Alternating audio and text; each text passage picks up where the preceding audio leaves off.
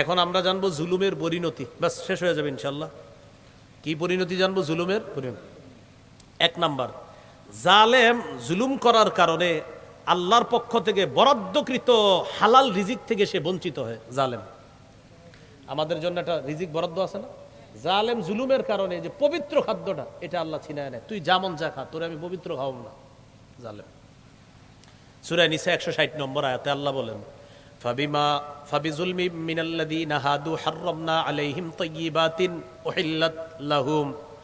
ইহুদীদের জুলুমের কারণে হাররামনা আলাইহিম, আমি তাদের উপর হারাম করে দিলাম, তাইয়্যিবাত, পবিত্র খাদ্য, উহিল্লাত লাহুম, যা তাদের জন্য হালাল ছিল। হালাল খাদ্য আমি আল্লাহ হারাম করে দিয়েছি। অপরাধ জালেম। অপরাধ কি? তারা জালেম। এই কারণে যদিও এই আয়াতে আরো 3টা অপরাধের কথা আছে, আমি বলে দিই, একটু মনে রাখেন। 1 নাম্বার জুলুম করা, 2 নাম্বার আল্লাহর রাস্তায় বাধা দেওয়া, 3 নাম্বার সুদ খাওয়া, 4 নাম্বার অন্যের সম্পদ অন্যায়ভাবে ভক্ষণ করা। সূরা নিসা 160 161 নম্বর আয়াত।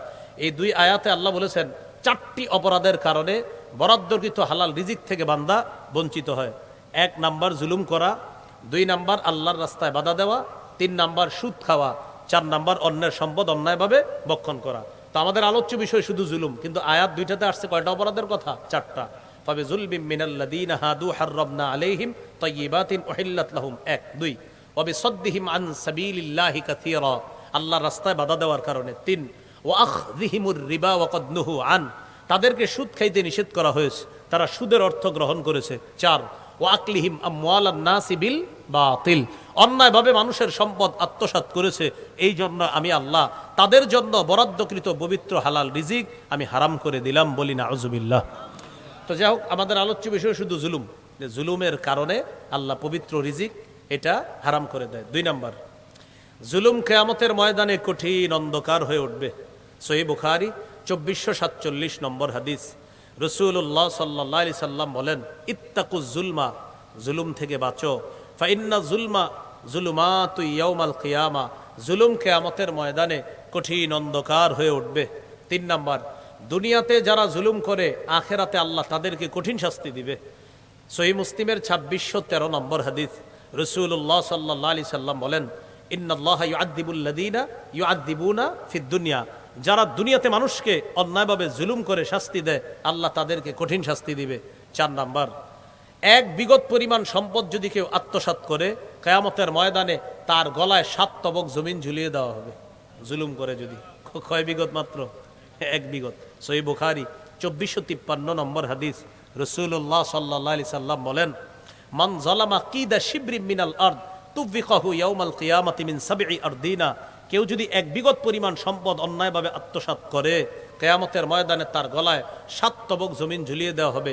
তাহলে যেই ভাইয়েরা বোনের হকগুলো এখনো দেন নাই, তাদের কি অবস্থা হবে? কি ঠিক? 2-1 জন ছাড়া সবাই চুপ কেন? এখন সবাই যারা দেয় না এরাও বলবে ঠিক। আপনারা যে বোনের সম্পদ দেন না, 1 বিগত দেন নাই না অনেক বেশি? বলে 1 বিগত না অনেক বেশি? 1 বিগতে যদি এই অবস্থা হয়, বাকিদের কি অবস্থা হবে? একটু সম্পদ আত্মসাতের এই ক্ষতি।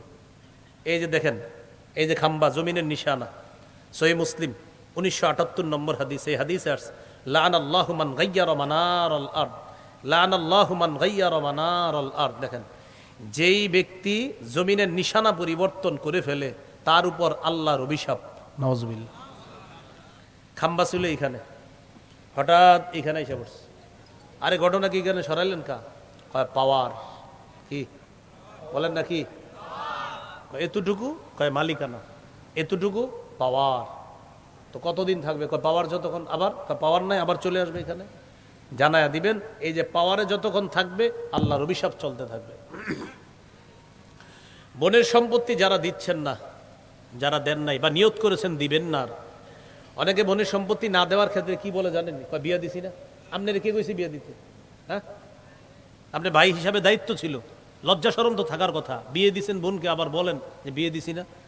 ঠিক আছে, বিয়ে দেওয়ার সময় বোনরে বলে দিন, শোন তুই আমার সম্পত্তি পাবি এই পরিমাণ, তোর বিয়াতে খরচ করবো এই পরিমাণ, রাইখা দিব, এটা বললেন। আপনি তো ভাই, মাশাল্লাহ মাশাল্লাহ ভাই তো বললেন, সমস্যা কি? মাশাল্লাহ ভাই, ঠিক আছে। যেহেতু আপনি দিবেন না আপনার বোনের বিয়া নিজের টাকা দেয়া, বোনের বইলে দিয়েন তোরে যে বিয়ে দিতেছি, তোর এই টাকা পয়সা কিন্তু আমি এই পরিমাণ খরচ করবো, এটা কিন্তু তোর সম্পত্তি থেকে খরচ করবো, তারপরেও হেডটা হেরে দিয়ে দিয়েন, হের সম্পত্তি থেকে খরচ করেন, তারপরে তার সম্পদ তারে দিয়ে দিয়েন।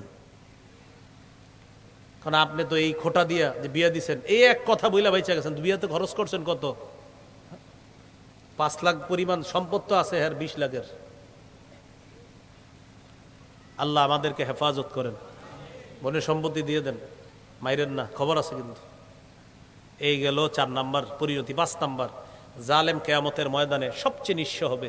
সহিহ মুসলিম 2581 নম্বর হাদিস। কেয়ামতের ময়দানে জালেম যখন দাঁড়াবে, মাজলুমরা তার চারপাশে আসবে। একজনের গালি দিচ্ছে, একজনের উপর পাথর ছুটছে, একজনের রক্তপাত ঘটাইছে, আরেকজনের আপনার সম্পদ অন্যায়ভাবে আত্মসাৎ করছে। কিন্তু ডিজিটাল পদ্ধতিতে জুলুম করছে, সরাসরি করে নাই। কিভাবে? মক্কায় গেছে হজ করতে, কাবার সামনে দাঁড়ায় বলে, আচ্ছা কি অবস্থা, ওই প্রজেক্টটা পাইছিস তো? হ্যাঁ। সমস্যা করে না তো? এই 2-1 জন করছিল, মায়ের মুড় দিয়া ভাগাই দিছে। আচ্ছা ঠিক আছে, রাখি। লাব্বাইক আল্লাহুম্মা লাব্বাইক লা শারীকা লাকা লাব্বাইক ইন্নাল হামদা ওয়ান নি'মাতা। না না, শোনেন না, সমস্যা না।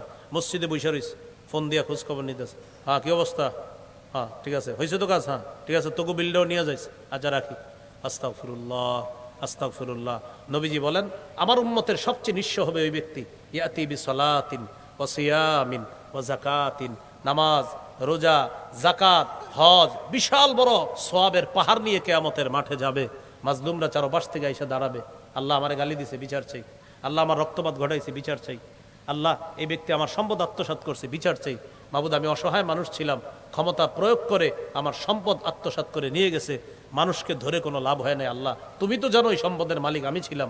এই লোকের ভয়ঙ্কর এক রূপ ছিল, মানুষের সামনে তাসবিহ পড়তো, কিন্তু ওর ভয়ঙ্কর একটা রূপের কারণে ওরে আমি কিছু বলি না। আল্লাহ আমি আজকে বিচার চাই। নবীজি বলেন, তখন কি করা হবে? ফায়ুতা হাদা মিন হাসানাতি ওয়ায়ুতা হাদা মিন হাসানাতি ওয়ায়ুতা হাদা মিন হাসানাতি ওয়ায়ুতা হাদা মিন হাসানাতি। জালেমের নেক আমল তাকে দেওয়া হবে, তাকে দেওয়া হবে, তাকে দেওয়া হবে, তাকে দেওয়া হবে। নেক আমল শেষ, মাজলুমের সংখ্যা শেষ হয় নাই। অন্য মাজলুমরা বলবে, আল্লাহ আমাদেরটা।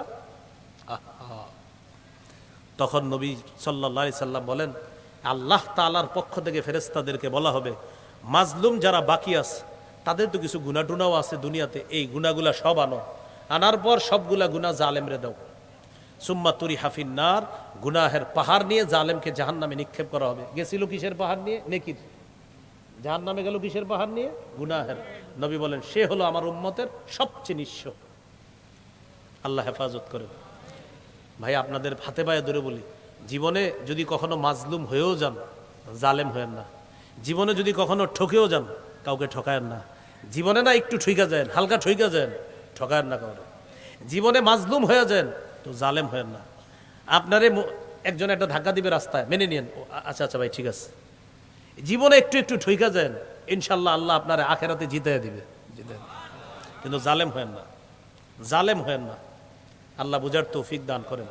সর্বশেষ পরিণতি সূরা নাহলের 85 নম্বর আয়াত, ওয়াইযা রাআল্লাযীনা যালামুল আযাবা ফালা ইউখাফফাফু আনহুম। জালেমরা যেদিন আযাব দেখবে সেদিন তাদের এই আযাব লাঘব করা হবে না, হালকা করা হবে না। সর্বশেষ আমার সাথে মন থেকে 4টা কথা বলেন, বলেন জালেম হব না, জুলুম করব না, জালেমের সহযোগী হব না, জালেমের 2-4টি ভালো কাজ দেখে তাকে প্রশংসায় ভাসিয়ে দিব না।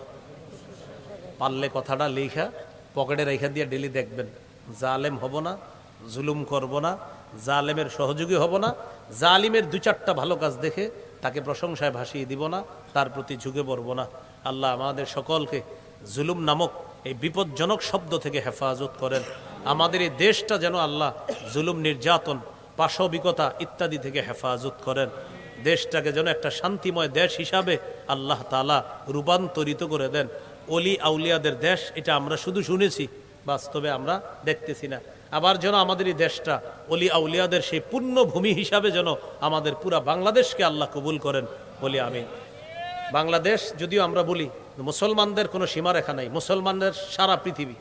মুসলমানদের কি আপনার যে তুমি যেই দেশেরই হও, কিন্তু মুসলমান যেই দেশেরই হও তুমি কি মুসলমান। মুসলমানদের কোনো সীমারেখা নাই, সারা পৃথিবী মুসলমানের। সুবহানাল্লাহ, বলেন সারা পৃথিবী কাদের? হ্যাঁ বাস এটাই মুসলমানের চেতনা, সারা পৃথিবী মুসলমানের। এটা মনে রাখতে হবে। কিন্তু এটার ভিতরে আমি অনেক কথা বুঝাবো ইনশাল্লাহ, পরে আস্তে আস্তে কিছু বয়ান আসবে আমার, যে সারা পৃথিবী মুসলমান, এটা আবার কি বললাম, হ্যাঁ সারা পৃথিবী মুসলমানের, মনে রাখতে হবে মুসলমানের চেষ্টা করবে ইসলাম সারা পৃথিবীতে কায়েম করার চেষ্টা, কিসে বলেন তো? হ্যাঁ হ্যাঁ হ্যাঁ, সারা পৃথিবীতে, সারা পৃথিবীতে। ঠিক আছে ইনশাল্লাহ, আল্লাহ বুঝার তৌফিক দান করেন। যে কথাগুলো শুনলাম বললাম, আমাদেরকে সকলকে এই কথাগুলোর উপর আমল করার তৌফিক দান করেন। এই যে আপনাদেরকে বললাম সারা পৃথিবীতে ইসলাম কায়েম করা, এটাই মুসলমানের বড় একটা আকিদা। হ্যাঁ মনে রাখেন, আমাদের কোনো সীমারেখা নাই, এটা আমাদের একটা বড় আকিদা, এটা মনে রাখবেন, এটা আমাদের আকিদা। সারা পৃথিবী আমাদের, হ্যাঁ সারা পৃথিবীতে ইসলাম প্রতিষ্ঠা করার চেষ্টা করতে হবে, এটা অনেক বড় একটা আকিদা। আস্তে আস্তে বুঝবেন ইনশাল্লাহ। যাই হোক, আমাদের মাথার মধ্যে ঢুকিয়ে দেওয়া হয়েছে কুফরি আকিদা, এই কুফরি আকিদা পোষণ করা যাবে না, আল্লাহ হেফাজত করেন। সুবহানাল্লাহি ওয়া বিহামদিহি, সুবহানাকাল্লাহুম্মা ওয়া বিহামদিক, আশহাদু আল্লা ইলাহা ইল্লা আনতা, আস্তাগফিরুকা ওয়া আতুবু ইলাইক।